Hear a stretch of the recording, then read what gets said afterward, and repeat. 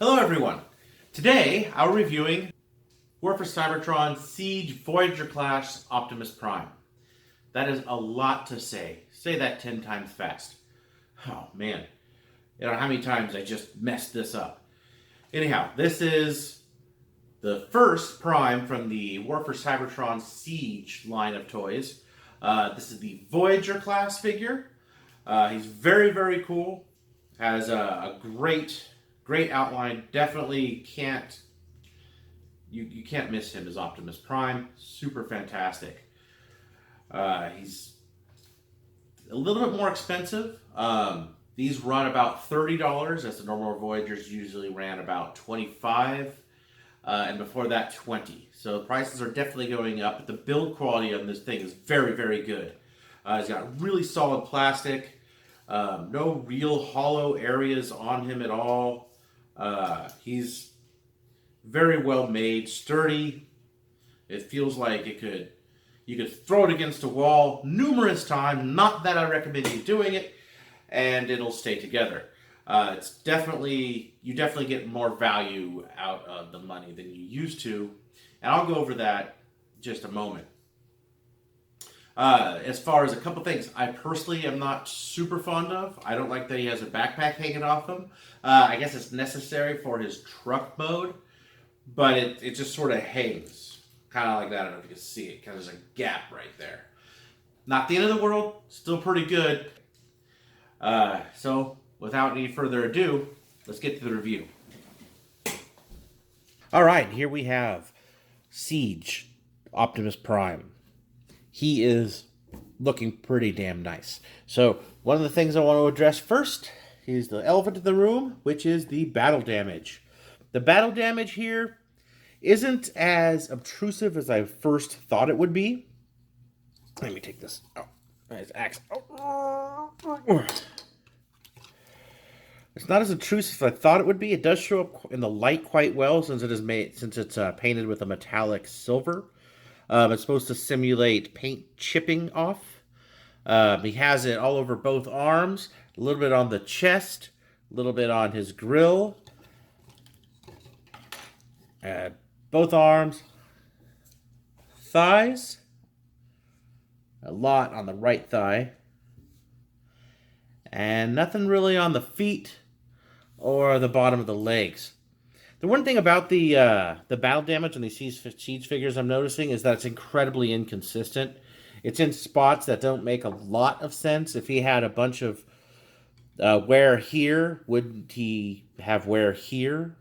It doesn't make a lot of sense where they put it. Practically nothing on the back.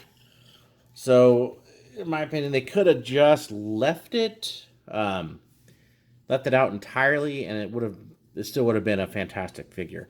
This is a great Optimus Prime figure. It's very solid, as I previously mentioned. It's got some weight to it. It looks very, very much G1. It's got a pretty interesting transformation, and overall, it's a good Prime. Let's look at this head sculpt for a second here. It's got a fantastic head sculpt. Really, really nice head sculpt on this Prime. Really nicely done. Now, he is a very nice looking Prime. So, just for a little bit of comparison here, Voyager class Classics Optimus Prime. And you can see how he compares. Now, if he was a little expensive, this guy retailed for around $20. He's $10 more expensive. Weight-wise, this one actually feels a little heavier, but it may be because of the backpack and his gun. He's not holding his accessories. Not that they weigh much, but the build quality seems better. He does have these bits here. The engineering is much better on this one. This is still a great figure. So you see how they compare here.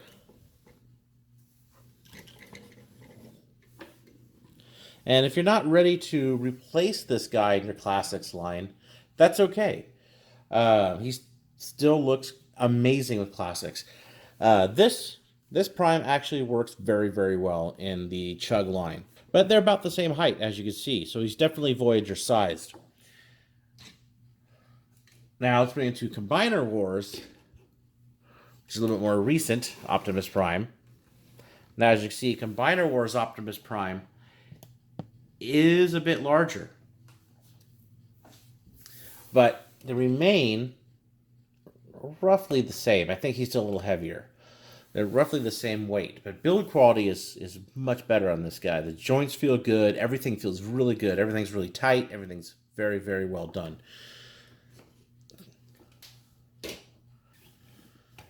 Generation 1 Optimus Prime. So he's a little taller than Generation 1 Optimus Prime. However, retains a lot of the character design from this Optimus Prime over the last two, the classics and the Combiner Wars Optimus Primes. Here is Leader Class Optimus Prime. Oh, I can't even get them all in the frame. He's huge. There. So as you can see, they actually share some fairly major design elements, such as the Optimus Prime belt. That's very standard, but as far as the actual design is concerned, they're incredibly similar. They're very similar character model. Well, character models Optimus Prime, but they're a very similar shape, is what I mean. They have a very similar silhouette. You could tell it's Optimus Prime. It has the same sort of angles throughout the character. A very nice head sculpt on both, but he's obviously much larger. Transformation. Now, I'm sure by now you guys have watched a ton of videos on transformation of this guy. I will just quickly transform this guy and show you, because I'm sure you guys know if you want to see more of his transformation, I can make a separate video. There he is in his truck mode.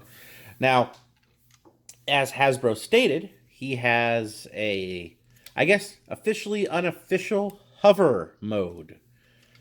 Hover mode.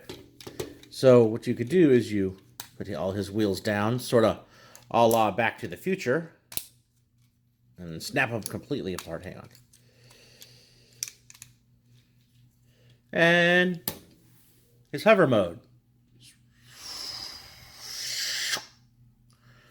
So, let's put it back his wheels here. Now, he's supposed to be a Cybertronian truck. Honestly, I don't see it. Looks like a normal human Earth truck. I mean, adding these here, and these here doesn't really make it Cybertronian. But it looks great nonetheless. Looks great. Not that I'm knocking the truck mode. It does look fantastic as a truck. Rolls very nicely.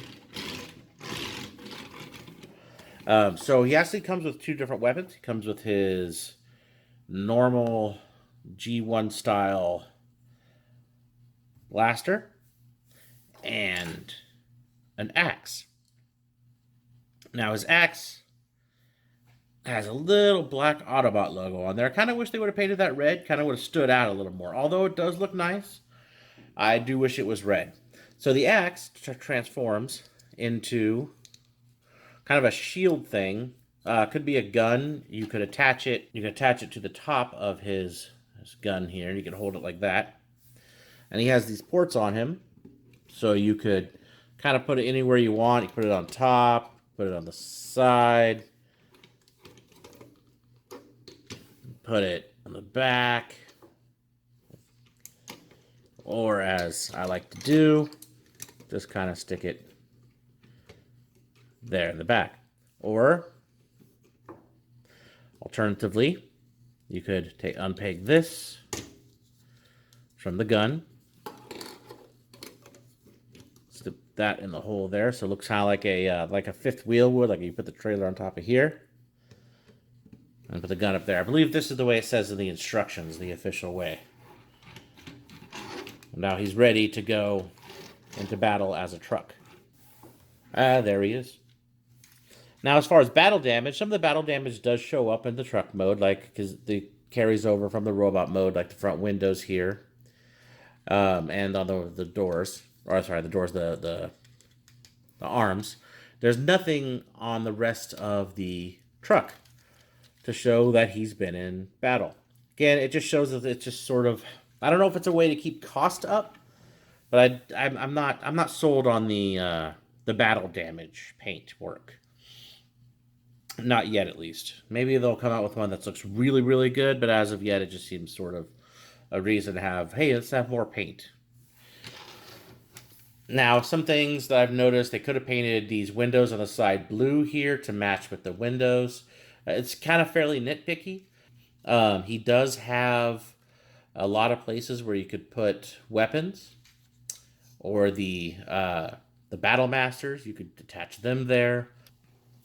Now, back in robot mode, I could show you his weapons. So he has the axe, not an energon axe. It's actually a metal. Well, it's made out of plastic, but I think it's supposed to be a metal axe, not an energy axe like most previous incarnations of Prime have the orange energy axe. You go in his hand like that. He has his blaster. I'll go in there. Now he also has a peg hole here. It's the same peg hole as his truck part, but it also extends to the outside. So if you really want to, you can put a weapon there. He has peg holes on his shoulders, there, on his legs, carrying over from the truck and the robot mode. As I previously mentioned, this axe could double as a shield. Go on his arm like so, and he can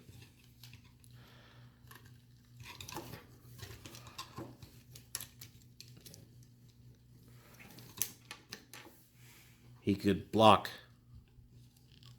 blasts with pinpoint accuracy.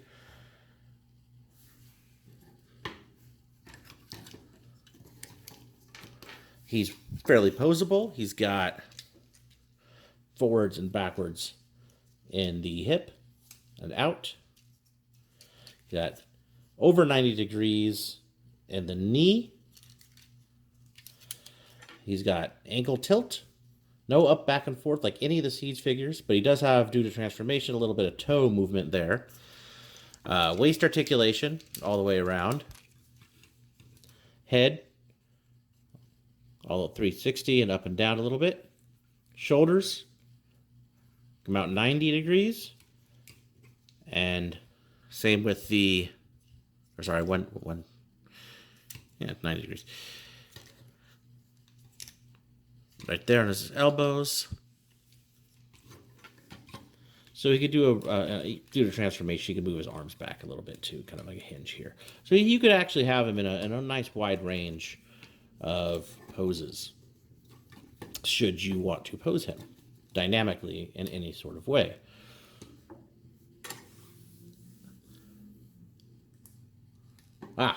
Almost forgot. He also has wrist rotation. So he could shake a fist.